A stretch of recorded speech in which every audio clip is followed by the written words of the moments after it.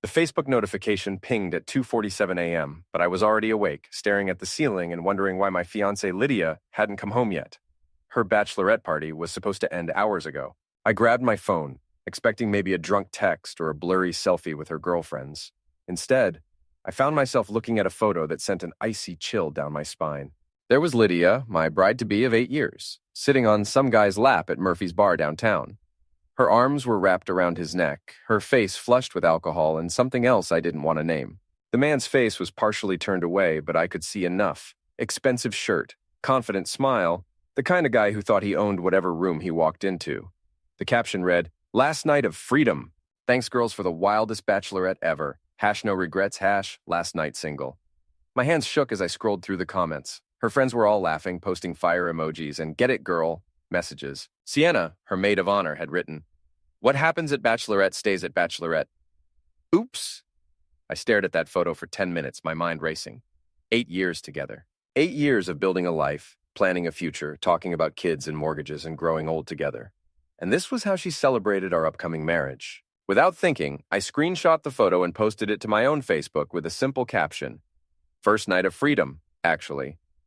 I changed my relationship status to single and tagged everyone who mattered, including her father, Richard Hartwell, the most uptight insurance executive in all of Portland, Maine.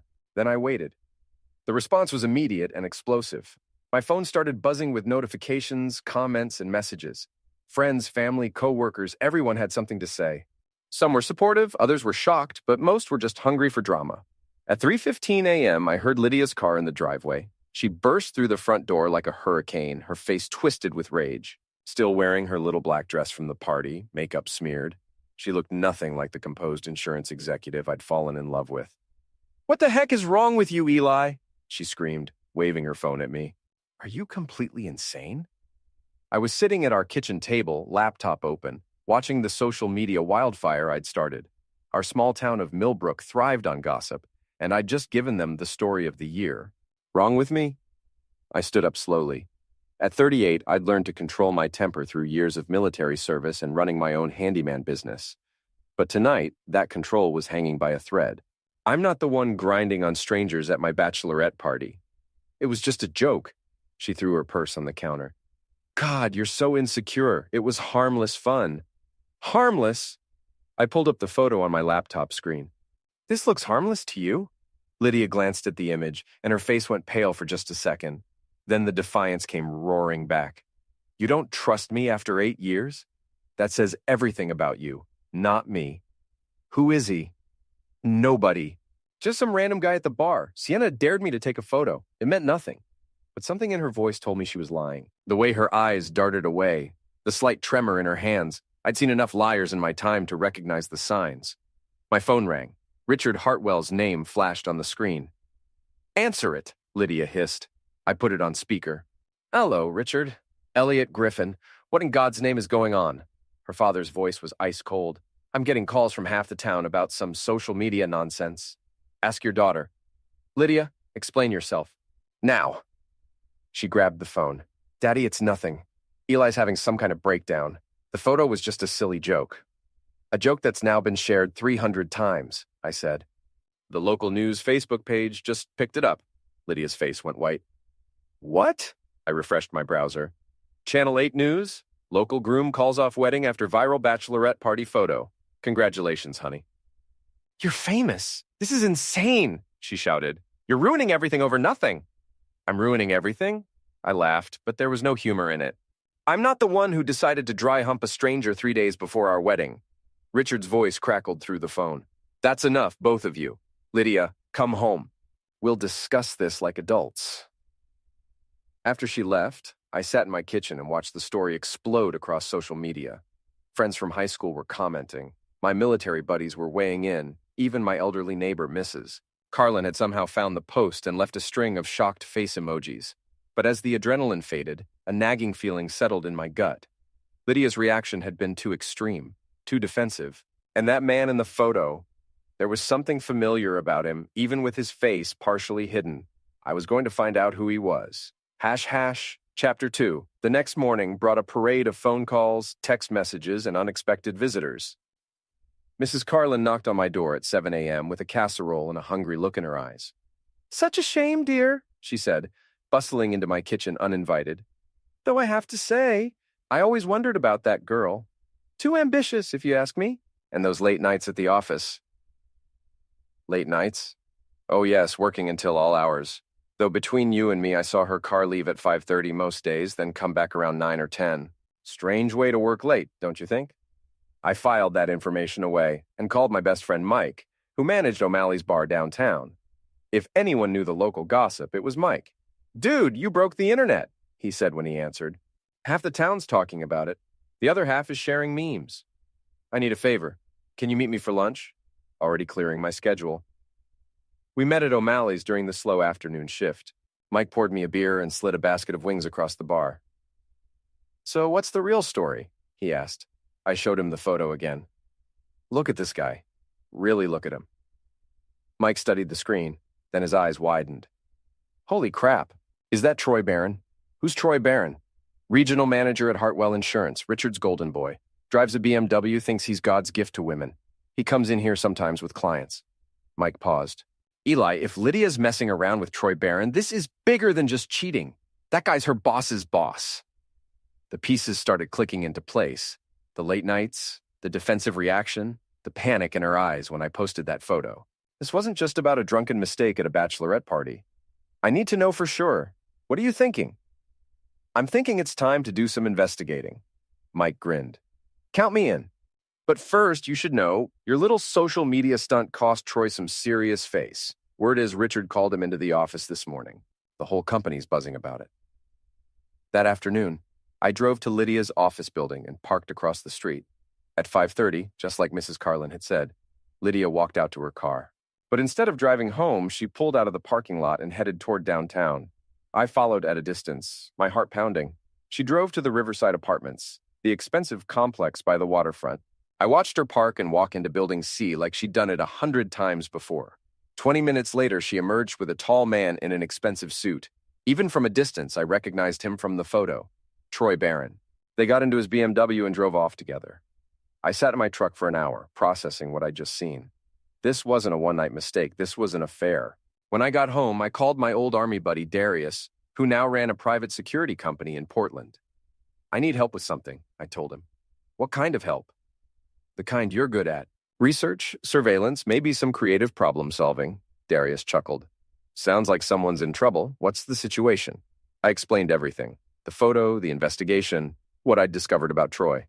"So you want to know how deep this goes?" "I want to know everything. How long it's been going on, what they're planning. All of it. Give me 48 hours. The next morning brought more surprises. Sienna, Lydia's maid of honor, showed up at my door looking nervous. "We need to talk," she said. I let her in, noting how she avoided eye contact. "Look, Eli, I feel terrible about all this. The photo thing got way out of hand." "Did it? Or did it just expose what was already happening?" She fidgeted with her purse strap. "I don't know what you mean." "Troy Barron. How long has Lydia been seeing him?" Sienna's face crumpled. "I can't. I promised I wouldn't." "Sienna, I saw them together yesterday. I know about the apartment. The only question is whether you're going to help me understand what's been going on or whether you're going to keep lying for her." She started crying then, mascara running down her cheeks. 6 months, she whispered. "It started 6 months ago at the company retreat. She said it was just physical, that she loved you but needed something exciting. She made me promise not to tell anyone." "And you thought that was okay?" "I thought it would burn out. I thought she'd get it out of her system and marry you anyway. But then she started talking about maybe calling off the wedding, and I panicked. I thought if she had one last wild night, she'd realize what she was giving up." "So the bachelorette party was what, a test?" "She wanted to see if she could walk away from him. But when he showed up at the bar," Sienna shook her head, "she lit up like a Christmas tree. That's when I knew she was in love with him. The betrayal hit me like a physical blow. Not just the cheating, but the elaborate deception. The months of planning our wedding while she was planning her exit strategy."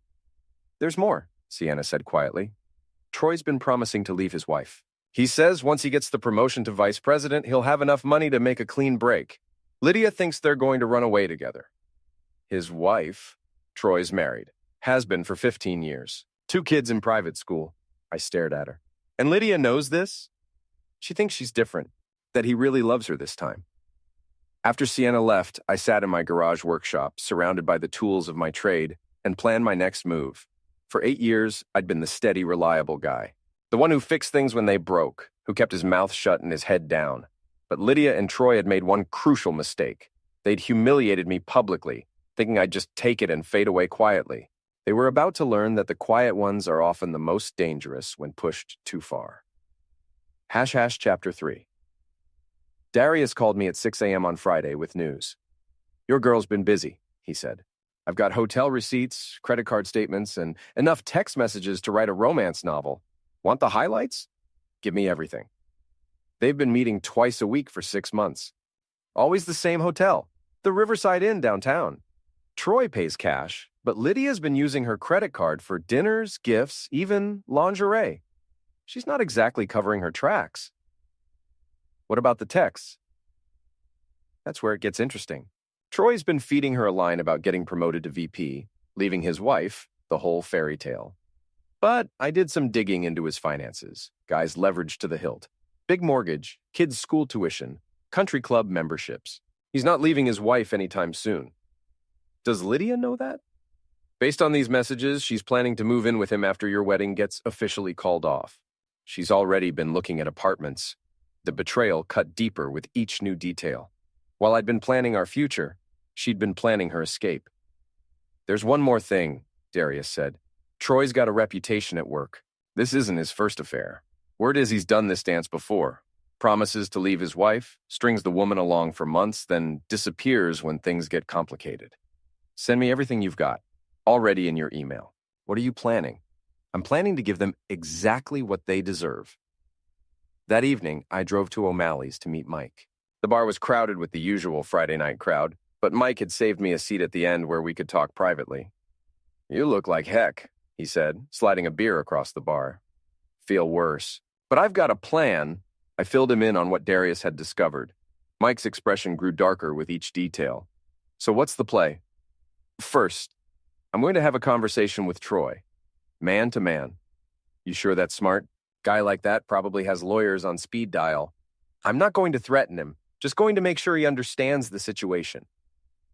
At 9 p.m., I drove to the Riverside Apartments and waited. Sure enough, Troy's BMW pulled into the parking lot. I watched him walk toward Building C, then got out of my truck. "Troy Barron?" He turned, squinting in the dim light. "Who's asking?" "Eli Griffin." "I think you know who I am." His face went pale, but he tried to maintain his composure. "Look, if this is about that photo, it's about a lot more than the photo." I stepped closer, noting how he instinctively backed toward his car. For all his expensive clothes and smooth talk, Troy was soft. Probably hadn't been in a real fight since high school. "Here's what's going to happen," I said calmly. "You're going to end whatever this is with Lydia tonight. And you're going to stay away from her. You can't tell me what to do." "Actually, I can. See, I know about your wife, your kids, your mortgage payments. I know about the other women you've done this to. And I know that Richard Hartwell values his company's reputation above everything else." Troy's Adam's apple bobbed as he swallowed hard. "You're threatening me. I'm informing you. There's a difference. Lydia's an adult. She can make her own choices." "You're right, she can. But so can I." I pulled out my phone and showed him the screen, a draft email to Richard Hartwell with photos, hotel receipts, and text message screenshots attached. "One click sends this to your boss, your wife, and every gossip blog in Portland. Your choice." Troy stared at the phone, then at me. "You're bluffing." I hit send. "Oops." The color drained from his face. "You son of a witch!" He lunged at me, but 8 years of military training and 15 years of manual labor had left me in better shape than his gym membership could match. I sidestepped his clumsy swing and grabbed his wrist, twisting his arm behind his back. "Here's some free advice," I said quietly. "Next time you want to destroy someone's life, make sure they don't know how to fight back." I released him and walked back to my truck, leaving him standing in the parking lot, probably wondering how fast he could update his resume. My phone started ringing before I even got home. First Lydia, then Richard, then numbers I didn't recognize. I let them all go to voicemail. The next morning, I woke up to find my story had gone viral again. Someone had recorded video of my confrontation with Troy and posted it online. The comments were brutal, and most of them were on my side. Local handyman school's cheating boss. This is how you handle a homewrecker. Troy Barron got what he deserved. At 10 a.m., Lydia showed up at my house. She looked like she hadn't slept, her usually perfect appearance disheveled and desperate. "You destroyed everything!" she screamed the moment I opened the door. "I destroyed everything? That's Rich! Troy lost his job! Richard fired him this morning." "Good. How can you be so cruel? We love each other," I laughed. "Love? Lydia, you were a game to him. Just like the other women he's done this to." "That's not true. Ask him about Jennifer Morrison. Or Sarah Chen, both former employees who thought they were special too." Her face crumpled. "You're lying." "Am I? When's the last time you heard from Troy?" "Since yesterday, I mean." She pulled out her phone and I could see her scrolling through messages. Her expression changed as she realized what I already knew. Troy had gone silent. "He's probably just figuring out what to do next," she said, but the confidence was gone from her voice. "He's probably figuring out how to explain this to his wife without losing half his assets in a divorce. You don't understand what we have. I understand exactly what you have. 6 months of hotel rooms and lies. And now it's over." She stared at me for a long moment, and I saw the exact moment she realized I was right. Troy wasn't coming to rescue her. He wasn't leaving his wife. He wasn't even returning her calls. "I hate you," she whispered. "That's fine, but you're going to hate yourself more when you realize what you threw away." After she left, I called Mike. "How's it feel to be the most famous man in Millbrook?" he asked. "Like I'm just getting started." Chapter 4. The next week brought a parade of consequences that rippled through our small town like stones thrown in a pond. Troy Barron disappeared entirely. Rumor had it his wife kicked him out and he was staying in a motel while looking for work in another state. Lydia moved back in with her father, who was so embarrassed by the scandal that he barely left his house. But my former friends were a different story. It started with Dave and Jennifer Morrison. Yes, the same Jennifer that Troy had apparently seduced and discarded 2 years earlier. They'd been part of our regular social circle, weekend barbecues and game nights, the kind of friends you expect to have forever. Dave called me on Thursday evening. "We need to talk," he said, his voice cold. "About what?" "About what you did to Troy and to Lydia." "What I did?" "Don't play dumb, Eli. You destroyed 2 people's lives over a stupid photo." I was quiet for a moment, processing this. "Dave, you do realize Troy was having an affair with my fiancée, right? And that he did the same thing to your wife 2 years ago?" "That's different. Jennifer and I worked through our problems. We're stronger now." "So I should have just let it slide? Married Lydia anyway and pretended nothing happened?" "You should have handled it privately, like an adult. Instead, you turned it into a public circus." The conversation went downhill from there. Dave accused me of being vindictive and cruel. I accused him of having selective memory about his own wife's affair. We both said things we couldn't take back. He wasn't the only one.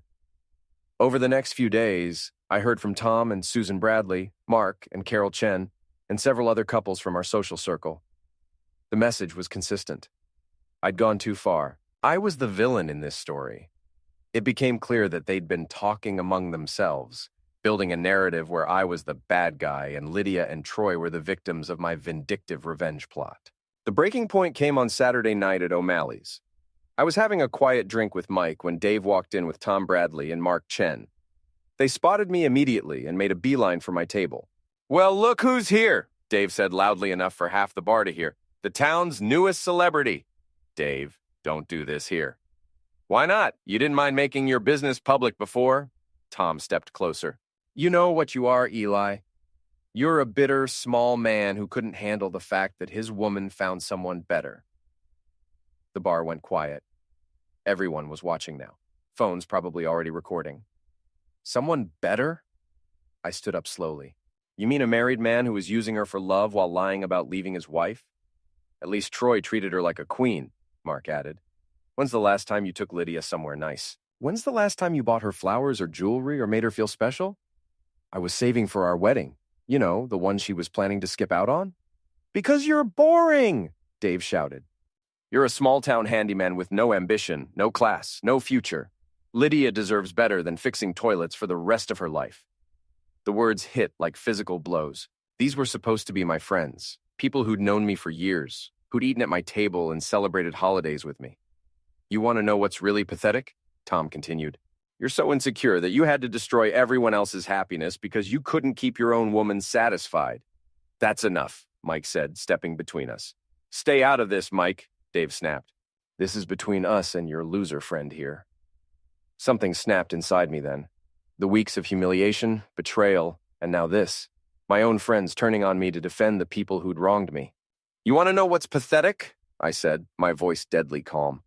What's pathetic is 3 grown men ganging up on someone because they're too spineless to admit their own wives probably cheated too.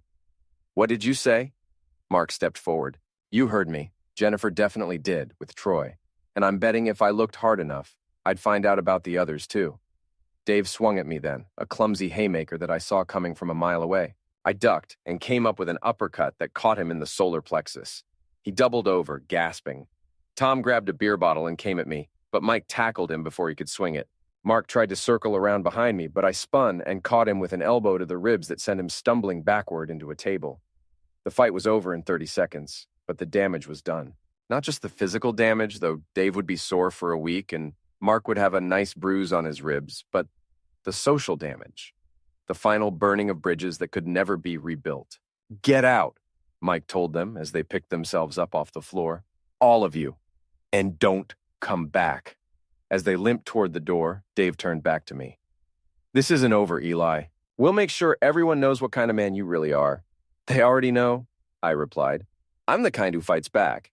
After they left, the bar slowly returned to normal, but I could feel the stares and whispers. Some people were clearly on my side, but others looked at me like I was a ticking time bomb. You okay? Mike asked. Never better. But that was a lie. The fight had felt good in the moment, but now I was facing the reality of my situation. I'd lost my fiancée, my friends, and probably my reputation in this small town where everyone knew everyone else's business. The smart thing would be to lay low, let the gossip die down, maybe even consider moving somewhere new. But I'd never been accused of being smart. #. Chapter 5. Monday morning brought the consequences of Saturday night's bar fight. My phone was buzzing with notifications. Someone had recorded the whole thing and posted it online. The video was grainy and the audio was poor, but you could clearly see me fighting 3 men and winning. The comments were split between people calling me a hero and others calling me a violent thug. The local Facebook groups were having heated debates about whether I was justified or just another example of toxic masculinity run amok. But the real surprise came when Darius called. You've been busy, he said. News travels fast. Faster than you think. I've got some interesting information about your former friends. Such as? Such as the fact that they've been planning this for weeks. Ever since the Troy situation went public, they've been meeting at Dave's house, coordinating their response. Coordinating how? Phone records, social media posts, even some emails. They've been working to turn your entire social circle against you. The goal was to isolate you completely, make you the pariah while they position themselves as the reasonable adults. I felt a chill run down my spine. Why would they do that? Because you made them look bad. When you exposed Troy and Lydia, you also exposed the fact that all of them knew what was going on and said nothing. They're covering their own asses by making you the villain. What else? Dave's been in contact with Lydia. They're planning something for this weekend. Some kind of public confrontation designed to make you look unstable. Where? The fall festival downtown. Lots of people, lots of cameras. Perfect place to provoke you into doing something stupid. The fall festival was Millbrook's biggest annual event. The entire town would be there, along with visitors from surrounding areas. If Dave and his crew were planning to ambush me there, it would be in front of hundreds of people. There's more, Darius continued. I did some digging into your friends' finances and personal lives like you suggested. Want to know what I found? Tell me. Tom Bradley's been having an affair with his secretary for 8 months. Mark Chen's been embezzling from his construction company to pay gambling debts. And Dave Morrison? He's been buying pills from a dealer in Portland. Not just marijuana, we're talking hard stuff. Pills, powder, the kind that gets you serious jail time. I sat back in my chair processing this information. My former friends weren't just hypocrites, they were criminals. Can you prove all this? Photos, financial records, text messages. These guys aren't as careful as they think they are. Send me everything. What are you planning? I'm planning to give them exactly what they're planning to give me. A public humiliation they'll never recover from. Saturday arrived gray and drizzly, typical October weather in Maine. The fall festival was set up in the town square, with food trucks, craft booths, and a small stage for local bands. Despite the weather, hundreds of people had turned out for the annual tradition. I arrived around noon, wearing jeans and a flannel shirt, looking like any other local resident enjoying the festival. But I wasn't there for the food or entertainment. I was there for war. I spotted Dave first, standing near the apple cider stand with Tom and Mark.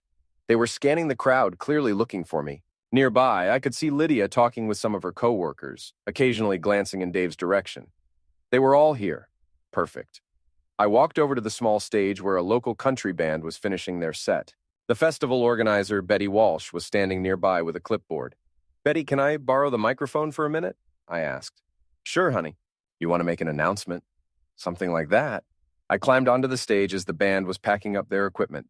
The microphone was still hot, and when I tapped it, the sound echoed across the square.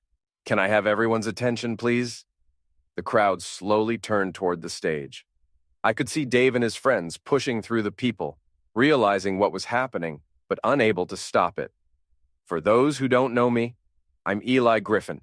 I've lived in this town my whole life, and I've always believed in treating people with honesty and respect. The square was quiet now, except for the sound of rain pattering on the tent roofs. Recently, some people have been spreading stories about me, calling me unstable, violent, a bad friend, so I thought I'd take this opportunity to set the record straight. I pulled out my phone and connected it to the sound system. This is a recording of Dave Morrison arranging a pills deal in Portland last month. The audio was crystal clear. Dave's voice, discussing prices and quantities, arranging a regular supply. The crowd murmured as they recognized his voice. Dave's face went white. He started pushing toward the stage, but there were too many people in the way. This next recording is Tom Bradley on the phone with his secretary, discussing their affair and how to hide it from his wife.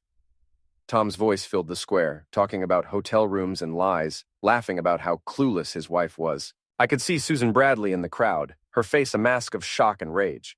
And finally, we have Mark Chen discussing how he's been stealing money from his construction company to pay off gambling debts. Mark's voice was the final nail in the coffin, casually discussing his embezzlement like it was a minor accounting error. The crowd was buzzing now, people pulling out phones to record, others calling friends to tell them what was happening. "These are the men who called me unstable," I said into the microphone. "These are the people who said I went too far when I exposed my fiancée's affair. I'll let you decide who the real villains are in this story." I unplugged my phone and stepped down from the stage. Dave, Tom, and Mark had finally made it through the crowd, their faces twisted with rage and panic. "You son of a witch!" Dave screamed, launching himself at me. But I was ready for him. I sidestepped his charge and let his momentum carry him into the stage platform. He hit it hard and went down in a tangle of limbs. Tom came next, swinging wildly. I caught his wrist and twisted, using his own force to flip him over my hip. He landed hard on the wet grass and didn't get up. Mark was smarter. He pulled out a knife. The crowd screamed and scattered as Mark advanced on me, the blade gleaming in the gray afternoon light. But 20 years of military and civilian training had taught me how to handle armed opponents. I grabbed a folding chair from nearby and used it to block his first thrust. The knife stuck in the metal frame, and while he was trying to pull it free, I swung the chair around and caught him in the side of the head. He dropped like a stone. The whole fight had lasted maybe 90 seconds, but it felt like hours. I stood in the middle of the town square, surrounded by my defeated enemies, while hundreds of people stared at me in shock. Then the applause started. It began with one person, then spread through the crowd like wildfire. People were cheering, whistling, taking pictures and videos. Someone shouted, "That's how you handle bullies!" And the crowd roared its approval. I looked around and saw Lydia standing near the cider stand, her face pale with shock. Our eyes met across the square, and I saw something I'd never seen before. Fear. She was finally beginning to understand what she'd unleashed when she decided to betray me. But I wasn't done yet. I walked over to where she was standing, the crowd parting before me like I was Moses crossing the Red Sea. "Hello, Lydia." "Eli, please." "I have something for you." I pulled out an envelope and handed it to her. She opened it with shaking hands and pulled out a stack of photographs and documents. "Those are pictures of Troy with his wife and kids at Disney World last weekend," I said loud enough for everyone nearby to hear. along with the lease agreement for their new house in Florida. Turns out he didn't lose his job after all. He got transferred, and he took his family with him. Lydia stared at the photos, her face crumbling as she realized the truth. Troy hadn't been ruined by our scandal. He'd used it as an excuse to disappear and start fresh somewhere else. Just like he'd probably done before. He never loved you, I said quietly. You were just another game to him. She looked up at me, tears streaming down her face. How did you? I hired a private investigator. Turns out Troy's done this same routine in 3 different cities. Always targets ambitious women, always promises to leave his wife, always disappears when things get complicated. The crowd was listening to every word, phones recording everything. Lydia's humiliation was now complete and public, just like mine had been. Why? She whispered. Why are you doing this to me? Because you did it to me first. The only difference is everything I'm saying is true. I turned to address the crowd one final time. Ladies and gentlemen, I want you all to remember this day. Remember what happens when you try to destroy an innocent man to cover up your own crimes. Remember what happens when you mistake kindness for weakness. I walked through the crowd toward my truck, people stepping aside to let me pass. Behind me, I could hear sirens approaching. Someone had finally called the police about the fight. But I wasn't worried. I had video evidence of Mark pulling the knife, witnesses who'd seen Dave and Tom attack me first, and a crowd full of people who just watched me expose 3 criminals and a cheating ex-fiancée. As I drove away from the festival, I caught sight of myself in the rearview mirror. For the first time in months, I was smiling. The quiet handyman was gone. In his place was something harder, something that couldn't be broken or betrayed or humiliated, something that fought back and won.